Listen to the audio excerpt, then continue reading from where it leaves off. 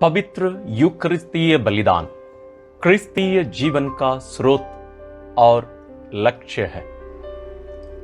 उसी से ही हम जीवन पाते हैं और उसी के समान बनने के लिए हम बुलाए गए हैं। पवित्र यूकरिस्तीय बलिदान के बारे में हम जितना भी कहें वो कम ही रह जाता है। इसके बारे में पुण्य गुरुवार नामक एक अलग से वीडियो मैं बनाया हूं। उसको यदि आप नहीं देखे हैं तो डिस्क्रिप्शन में उसका लिंक दिया हूं, आप जरूर उसको देखिए, जहां हम ये समझने का प्रयत्न किए हैं कि प्रभु यीशु का अंतिम भोज, जब प्रभु यीशु पवित्र यूकरिस्त एवं पवित्र पुरोहिताई संस्कारों की स्थापना किए और पुण्य गुरुवार जिस दिन प्रभु यीशु अपने आप को क्रूस पर बलि चढ़ाए और हर मिस्सा बलिदान या पवित्र यूकरिस्तीय बलिदान, ये तीनों एक ही घटना है। ये तीनों अलग अलग घटना नहीं है। इसके बारे में आप यदि समझना चाहते हैं आप जरूर उस वीडियो को देखिए। यह जो वीडियो आगे हम देखेंगे, मैं सोचता हूं आप जरूर इस वीडियो को पहले देखे होंगे, जिसके बारे में मैं अभी चर्चा करने जा रहा हूं, जिसका नाम है द वेल रिमूव्ड। ये अंग्रेजी में है लेकिन ज्यादा शब्द तो प्रयोग नहीं किया गया है।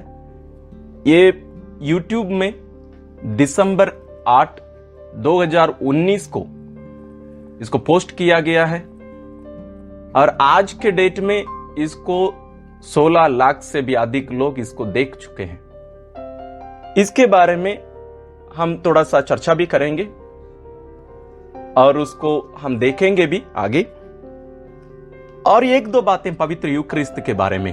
पवित्र यूकरिस्त में प्रभु यीशु 5 रूप में उपस्थित रहते हैं। ये हमें कलीसिया सिखाती है। सबसे पहले विश्वासी जो प्रभु यीशु के शरीर हैं, जैसे संत पौलुस कुरिन्थियों को लिखते हुए अपने पहला पत्र अध्याय 12 पद संख्या 27 में कहते हैं कि कलीसिया प्रभु यीशु का शरीर है और हम हर एक उस शरीर के एक एक अंग हैं। संत पौलुस हमें स्पष्ट शब्दों में हमें ये सिखाते हैं और कलीसिया सिखाती है कि विश्वासीगण जब वहां एकत्रित होते हैं, जैसे स्वयं प्रभु यीशु ने ही कहा है, जहां 2 या 3 मेरे नाम पर एकत्रित होते हैं मैं उनके बीच में उपस्थित रहता हूं। ये प्रभु यीशु की वास्तविक उपस्थिति है विश्वासीगण। दूसरी उपस्थिति है पुरोहित, जो अभिषिक्त पुरोहित हैं, उनके द्वारा विशेष रूप से यीशु उपस्थित होते हैं, क्योंकि उस पुरोहित जो मुख्य याजक के रूप में विशेष रूप से वहां वह बलिदान यीशु के स्थान पर खड़े होकर चढ़ाने वाले हैं, या यीशु उनके द्वारा वो बलि संपन्न करने वाले हैं। तीसरा है पवित्र वेदी। यदि आप कोई भी बड़े चर्च के उद्घाटन एवं उसके अभिषेक में यदि आप गए होंगे तो आपको पता चलेगा कि जैसे पुरोहित अभिषेक होता है वैसे ही वेदी की भी अभिषेक किया जाता है, उसका अनुष्ठान होता है, उसकी पवित्रीकरण किया जाता है। चौथा है वचन। वचन के द्वारा यीशु विशेष रूप से उपस्थित हैं, उसमें भी पवित्र सुसमाचार के द्वारा, इसलिए हम सभी खड़े होते हैं उस समय। और सबसे श्रेष्ठ रूप से पवित्र यूकरिस्त के द्वारा, यानी पवित्र कम्युनियन के द्वारा यीशु पूर्ण रूप से, वास्तविक रूप से, सच्चे रूप से वहां उपस्थित होते हैं। इसको कलीसिया कहती है शरीर और रक्त, आत्मा और ईश्वरीयता में संपूर्ण प्रभु वहां उपस्थित हैं। तो इन पांचों उपस्थिति को हम एक श्रेणी के रूप में हम देख सकते हैं। एक से बढ़कर बढ़कर बढ़कर आगे जाकर वो श्रेष्ठ उपस्थिति प्रभु यीशु के पवित्र उपस्थिति जो यूकरिस्त में या यूकरिस्त के द्वारा जो यीशु उपस्थित होते हैं। आइए तब हम इस वीडियो में प्रवेश करें। यहां स्वर्ग और पृथ्वी एक साथ आ जाते हैं। यहां संपूर्ण स्वर्गीय सेना यहां उपस्थित हो जाती है। स्वयं त्रिएक ईश्वर, मां मरियम, अन्य सभी संतगण स्वर्गदूतगण सभी यहां उपस्थित हो जाते हैं। भले हम उन्हें देख नहीं पाते हैं, हम अपनी शरीर की आंखों के द्वारा हम उन्हें देख नहीं पाते हैं, लेकिन वो वास्तविक है। इसके बारे में हम प्रकाशना ग्रंथ पुस्तक में, बाइबल के सबसे आखिरी पुस्तक में हम देखते हैं अध्याय 4, 5 और 7 में।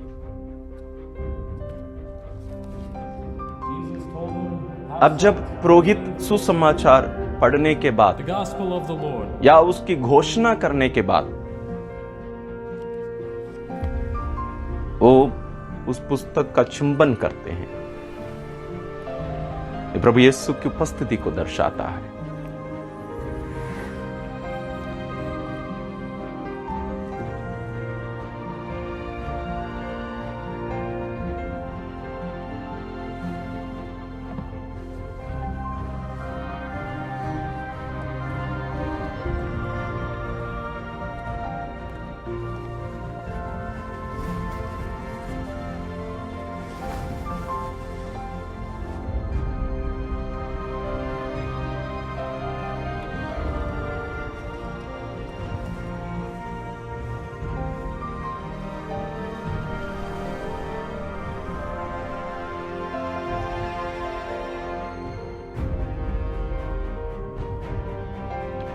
जब हम पवित्र पवित्र पवित्र कहकर हम बुलाते हैं, ईश्वर का गुणगान करते हैं, वहां हम स्वर्गीय सेना के साथ, स्वर्गदूतों के साथ हम सम्मिलित होते हैं।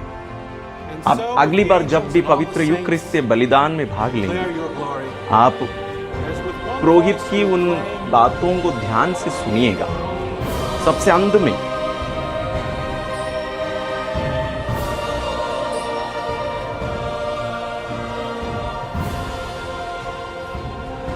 अवतरणिका के अंत में पुरोहित जो शब्द कहते हैं, हम उनके स्वर में स्वर मिलाते हैं, ना कि उन लोग हमारे स्वर में। हम उनके स्वर में स्वर मिलाते हैं। और हम जानते हैं ये पवित्र बाइबल में ये सब शब्द प्रयोग किए गए हैं। इसलिए कहा जाता है कि पवित्र यूक्रिस्त के समय हम जो गीत गाते हैं, हम उस जगह पर अपने शब्दों का हम प्रयोग नहीं कर सकते हैं। इसलिए जो दिए गए शब्दों को ही प्रयोग करने के लिए कलीसिया हमसे आह्वान करती है।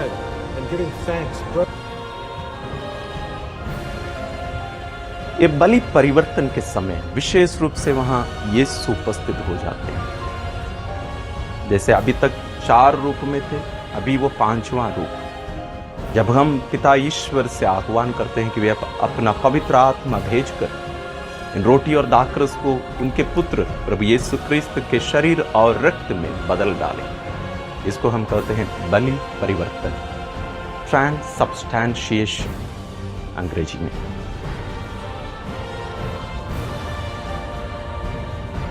और ये बलिदान है, वही कलवारी बलिदान जिन्हें ईश्वर, पिता ईश्वर पवित्र आत्मा के द्वारा उसको वर्तमान बना देते हैं। यहां दूसरी बार यीशु बलि नहीं चढ़ रहे हैं, बल्कि वही बलिदान यहां उपस्थित कराया जाता है। मानो हम वहां उस कलवारी पहाड़ पर इस क्षण हो, क्योंकि ईश्वर के लिए समय और स्थान कोई मायने नहीं रखता है, जैसे हमारे लिए होता है।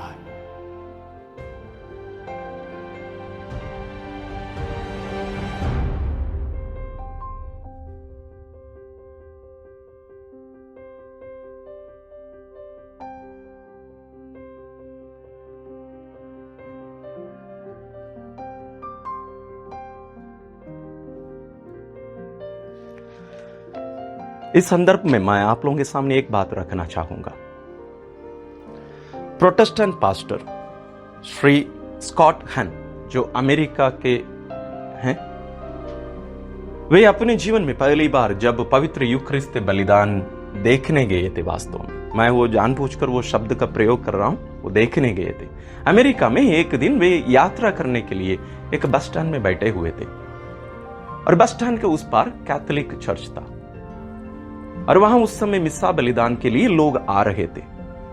और ये कभी भी पवित्र यूक्रिस्त बलिदान को देखे नहीं है, उसमें भाग नहीं लिए हैं, क्योंकि वे विश्वास नहीं करते थे। लेकिन उनके पास कम से कम 1 घंटे का समय था, वो बस के इंतजार में थे।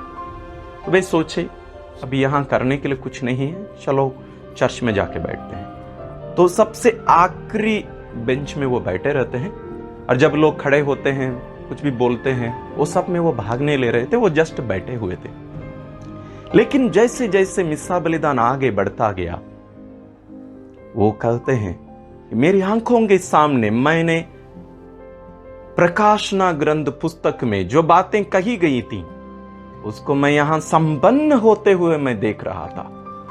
जैसे मैं प्रारंभ में कहा था, प्रकाशना ग्रंथ अध्याय 4, 5 और 7। लेकिन उनके पुस्तक, वे बहुत सारे पुस्तक पवित्र यूकरिस्त के बारे में लिखे हैं, विशेष रूप से द लैम्स सप्पर।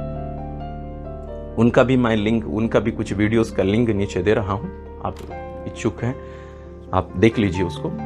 वे उसमें उसके बारे में लिखते हैं। मैं क्यों ये सब बातें यहां कर रहा हूं? हमें पवित्र यूकरिस्त के बारे में और भी गहरे रूप से अध्ययन करना बहुत जरूरी है, हमें उसके बारे में जानना बहुत जरूरी है, क्योंकि जब तक हम उसको समझेंगे नहीं, उसका मूल्य नहीं मालूम है, तो हम उसमें वास्तविक रूप से भाग नहीं ले सकते हैं, उनके फलों को हम अपना नहीं सकते हैं। इसलिए मैं आशा करता हूं अगली बार जब भी आप मिस्सा बलिदान में भाग लेने के लिए जाएंगे, आप जरूर इस वीडियो को पहले देख के जाइएगा, और ज्यादा उसको समझने के लिए जरूर हम आने वाले दिनों में भी हम और भी वीडियोस बनाएंगे। लेकिन जरूर आप पवित्र गुरुवार के दिन के लिए जो वीडियो डाला गया है, जिसका लिंक मैं डिस्क्रिप्शन में दे रहा हूं, उसको जरूर देखिएगा। ईश्वर हम सबों से प्रेम करते हुए जो बातें हम पर प्रकट की हैं उसको हम अपनाएं, उसको समझें और अपने आप को हम भी दे सकें। ईश्वर हम सबों को आशीष प्रदान करें।